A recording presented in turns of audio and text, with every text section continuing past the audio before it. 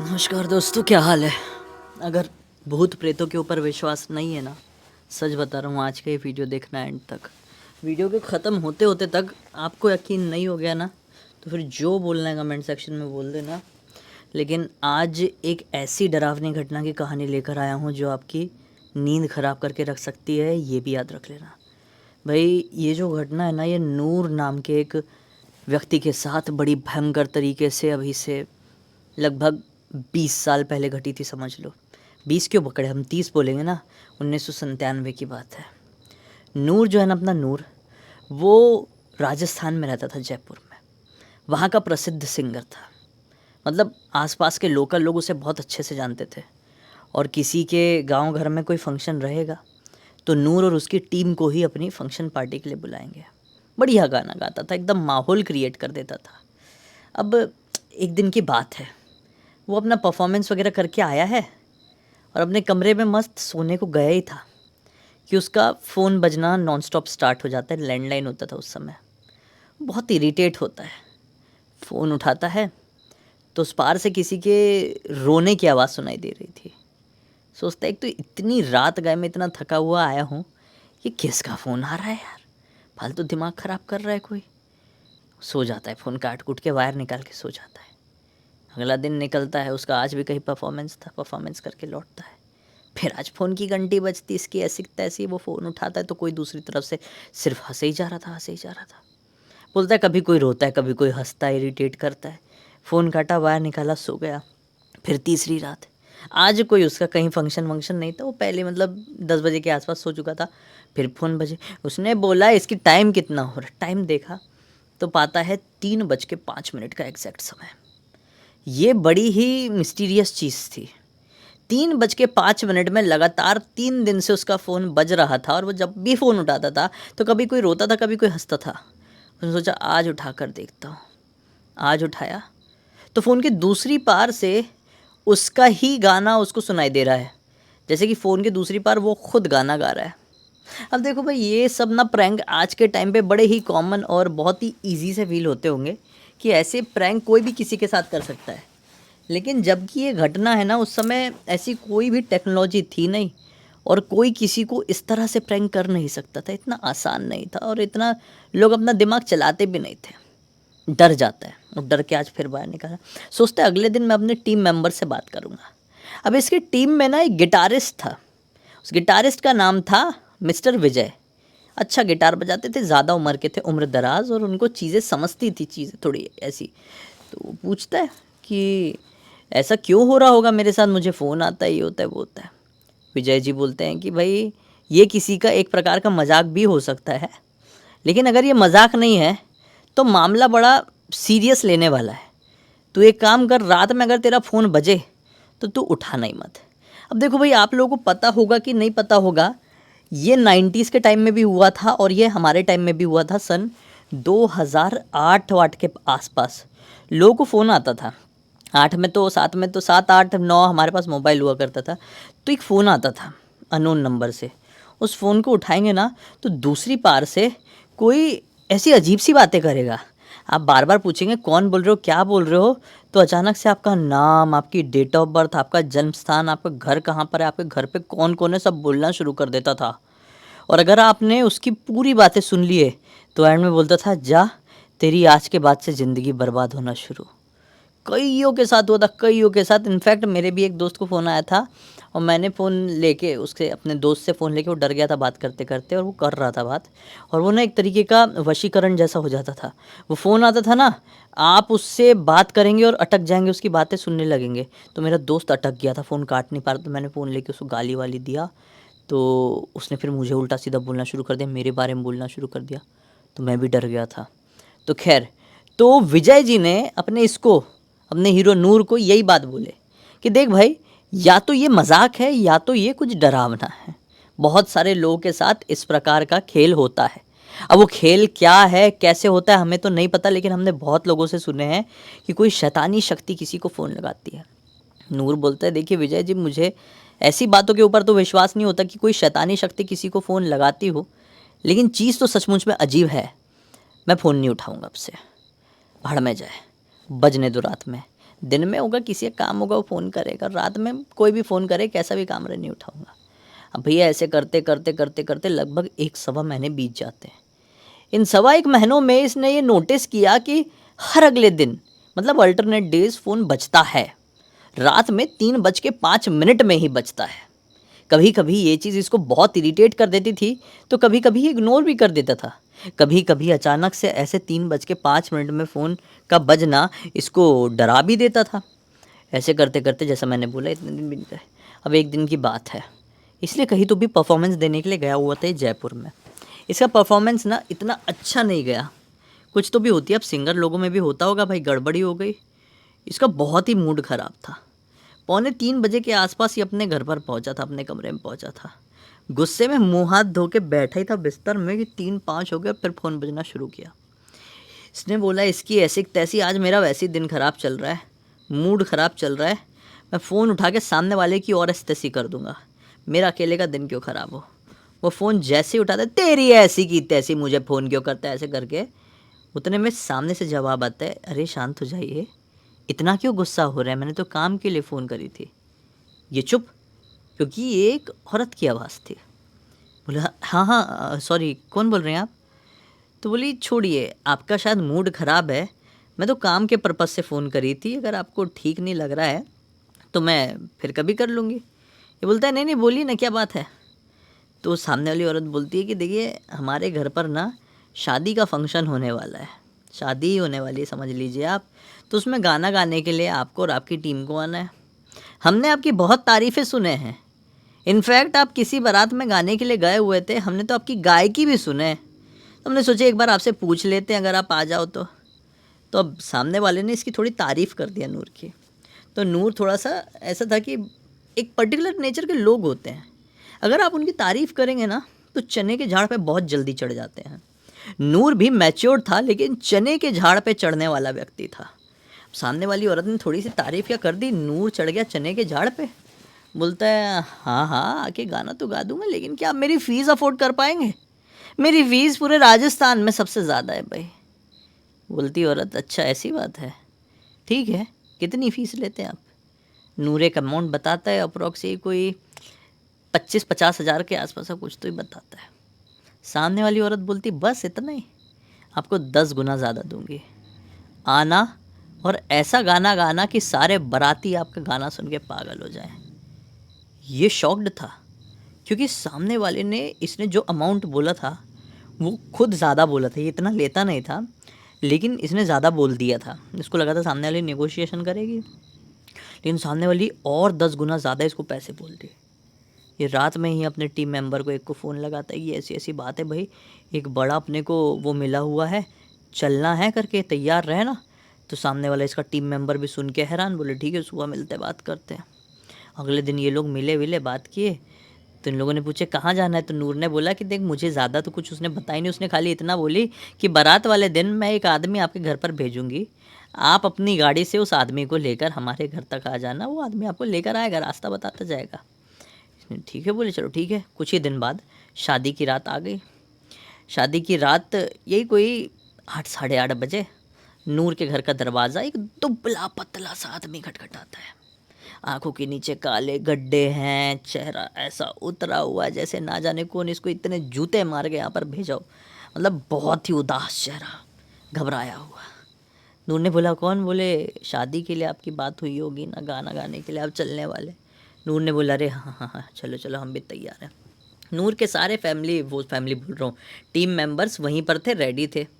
अब भाई सब लोग अपने गाड़ी में सामान वामान चढ़ाते हैं, और वो ड्राइवर के बाजू में बैठ गया, वो आदमी जो आया था इन लोगों को लेने के लिए, बाकी टीम मेंबर्स पीछे। ये समझ लो एक मिनी वैन, मिनी बस जो बोलते हैं उस तरह की थी, ठीक है, 10-12 सीटर जो होती है ना बस, कितनी सीटर होती है एग्जैक्ट मुझे नहीं मालूम, लेकिन जो एकदम छोटी बस होती है उसमें थे ये लोग। बढ़िया से ये लोग कुछ ही घंटों बाद एकदम इस शहर के बाहर निकल गए, एकदम शहर के बाहर। अब रात के तकरीबन 11 बज रहे थे, 11:30 के आसपास का समय, 11-11:30 के आसपास का समय। और जो गाड़ी है ये पूरे रेगिस्तान वाले इलाके में चली जा रही है। वही सामने जो आदमी बैठा है बोल रहा है इधर से ले लो इधर से ले लो। तो टीम वाले बोले इरिटेट हुए कि तू रेगिस्तान में गाड़ी किधर चलवा रहा है भाई, राजस्थान में रेगिस्तान भी है आप लोगों को पता ही होगा। तो आदमी बोलता है बस बस आ ही गया, आप लोग चलते रहिए। तो ये लोग बोलते हैं कि नहीं, इससे आगे बस जाएगी तो तकलीफ़ हो जाएगी, फिर फंस वस सकती है भाई, रेगिस्तान वाला इलाका है। तुम्हारा क्या दिमाग ख़राब हो गया? तुम लोग शादी कर रहे हो कि मजाक कर रहे हो? यहाँ पे कौन शादी करता है ऐसे? बोले यहाँ पे हमारी हवेली, आप चलिए तो सही। बोले ठीक है, यहाँ पे गाड़ी रोको। गाड़ी रोक दी और वहाँ से वो आदमी बोलते हैं यहाँ से लगभग 800-900 मीटर दूर है अभी भी, 1 किलोमीटर पकड़ लीजिए, चल लेंगे आप लोग? ये लोग बोलते हैं हाँ चल लेंगे भाई, रिस्की हो जाएगा। ड्राइवर ने बोला कि मुझे गाड़ी के पास रुकना पड़ेगा। ये कहाँ पर आ गए हम? गाड़ी आगे बढ़ने की सिचुएशन में थी नहीं, मतलब गाड़ी बहुत बुरी फंस गई है। ये लोग सारे उतरे, वो जो आदमी इनको लेने आया था वो आगे आगे चल रहा है और नूर और उसके टीम मेंबर्स पीछे चल रहे हैं। थोड़ी देर चलने के बाद ये लोग उस हवेली के सामने पहुंच गए। ये हवेली बड़ी ही पुरानी सी दिखाई दे रही थी। कुछ बाराती भी बाहर दिखाई दे रहे थे जो कि नूर और पूरे टीम मेंबर्स को बड़े ध्यान से देख रहे हैं कि कैसे, मतलब इनको एलियन जैसे देख रहे हैं लोग। इनफैक्ट जो बाराती लोग थे ना, वो खुद एलियन जैसे, खुद ही बड़े विचित्र से डिफरेंट से दिखाई दे रहे थे। उन लोगों ने ना जाने किस प्रकार के कपड़े पहने हुए थे, आज के टाइम पे ऐसे कोई कपड़े नहीं पहनता था। विजय जी तुरंत नूर से कहते हैं कि भाई ये शादी है या किसी तरह का फैंसी ड्रेस कंपटीशन? मुझे ये जगह ठीक नहीं लग रही है नूर, वापस लौट चलते हैं। नूर कहता है कि अरे विजय जी, इतने पैसों की बात है, ठीक है ना, ये लोग वैसे भी कम दिमाग टाइप के लोग हैं, ये लोग इतना पैसा कैसे ऑफ़र कर दिया, हमारे खुद के समझ में नहीं आ रहा है, थोड़ा सा परफॉर्मेंस देंगे और चल लेंगे अपन अपना एटीट्यूड दिखा के। बोले ठीक है चलो। अब जैसे ये लोग अंदर पहुँचे हैं, इनको बोला गया, वही आदमी सब संभाल रहा है, वो जो पतला वाला डार्क सर्कल वाला आदमी जो इनको इनके घर से लेकर आया, वही नूर से कहता है कि चलिए आप लोग गाना शुरू कीजिए। ये लोग जैसे ही गाना शुरू करते हैं ना, दूल्हा दुल्हन भी थे, दूल्हा दुल्हन कुछ कर रहे होंगे अपना काम छोड़ के, तुरंत ही इनके सामने आकर डांस करना शुरू कर दिए। दूसरे लोग भी कुछ कुछ कर रहे थे, बातचीत कर रहे थे, सब सारी चीज़ें छोड़कर सब इनके सामने ऐसे लाइन से खड़े हो गए और नाचना कूदना शुरू। अब ये गाना गा रहे हैं, दूल्हा दुल्हन डांस कर रहे हैं और दूल्हा दुल्हन जैसे डांस कर रहे हैं सेम टू सेम वैसे डांस बाकी के बाराती भी कर रहे हैं। नूर और उसके टीम मेंबर्स देख रहे हैं कि कैसे हैं यार, ये मतलब दूल्हा दुल्हन बड़ा अजीब सा नाच रहे हैं, सारे लोग अजीब सा। ठीक है, अब गाते बजाते रात के तकरीबन 2:15 बज गए। 2:15 बजे के आसपास सारे के सारे लोग, गाना थोड़ा स्लो चल रहा था लेकिन अजीब सा हड़बड़ाहट में, मतलब बहुत ही वियर्ड तरीके से, बहुत ही गंदी तरीके से जल्दी जल्दी ऐसा ऐसा कुछ डांस करने लगे। क्या दिमाग ख़राब हो गया? सारे टीम मेंबर्स कुछ देर के लिए रुक गए कि कैसे नाच रहे हैं, लेकिन सारे लगे हुए लगे हुए।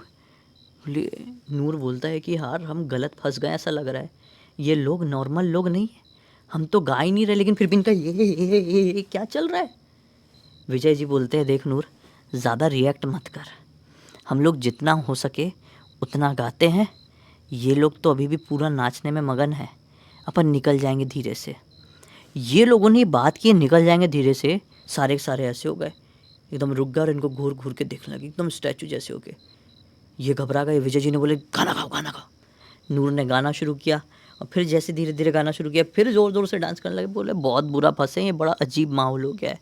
अचानक से रूम के अंदर का टेम्परेचर, जहाँ पर मतलब ये हॉल में थे, जिस हॉल में, उसका टेम्परेचर बहुत ही ड्रेस्टिकली डाउन हो गया। उसी समय नूर का एक टीम मेंबर क्या नोटिस करता है कि वो जो दूल्हा दुल्हन है ना, उनके पैर पहले तो पूरी तरीके से नॉर्मल दिख रहे थे, लेकिन अब पूरे उल्टे तो नहीं, लेकिन लगभग 90 डिग्री में घूमे हुए दिख रहे हैं।